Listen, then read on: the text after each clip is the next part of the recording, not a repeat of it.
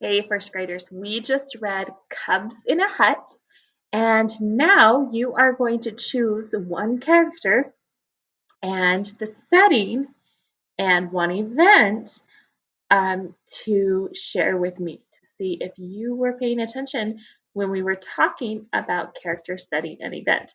Okay, so we're going to just look at this page. I know there were a lot of different events that happened, but I want us to look at just these pages.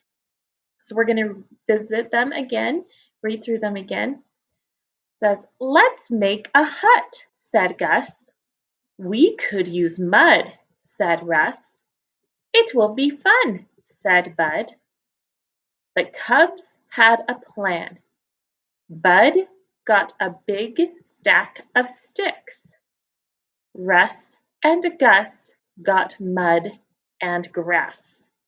Okay, so in this little section of the story, we are introduced to three characters. We can see in the picture one of the settings, and we are told some of the events or what those characters are doing. Okay, so let's look over in our journal. Today is November 3rd. Okay, and so I have November 3rd up at the top there. Okay, and here we are going to put a C for character, and then I'm going to put what's called a colon. Okay, those two dots. S for setting.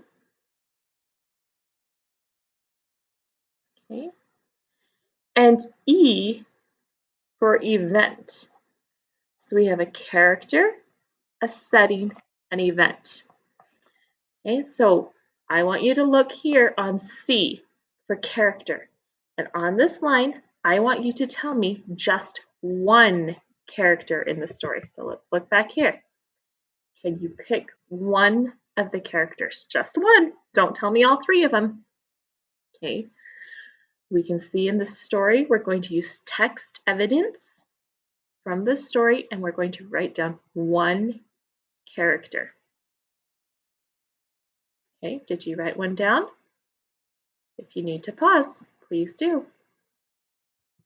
Okay, so hopefully you wrote down one character, just one of the characters in the story. S is for setting. Setting is where the story takes place. So looking at this picture, where are the characters right now?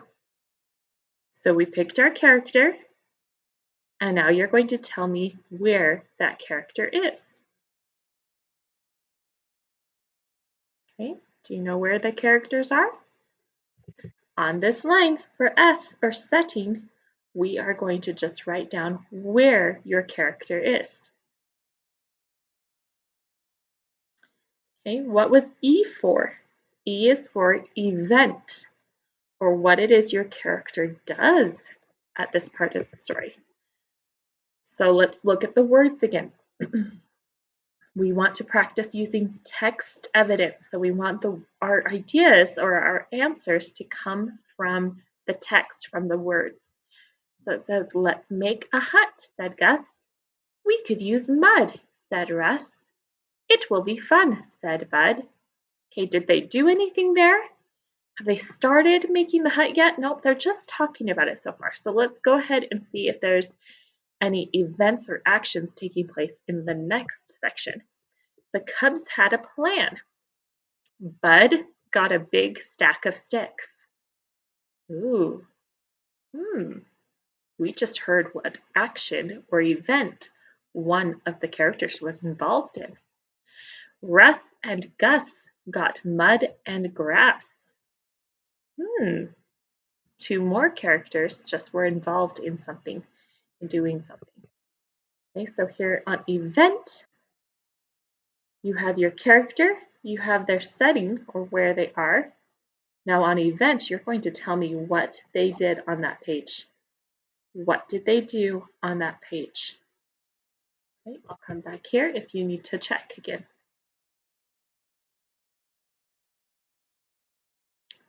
So who was your character? What's the setting or where are they? And what do they do? What is their event in this part of the story? Did you get it? Okay, so when you take a picture of this and share it with me, you are going to share with me one of the characters of the story, the setting or where the character is at this part of the story, and the event or what the character does at this part of the story. And that is something we're going to keep working on and looking for as we read our stories. Character, setting, and event. How do you think you did?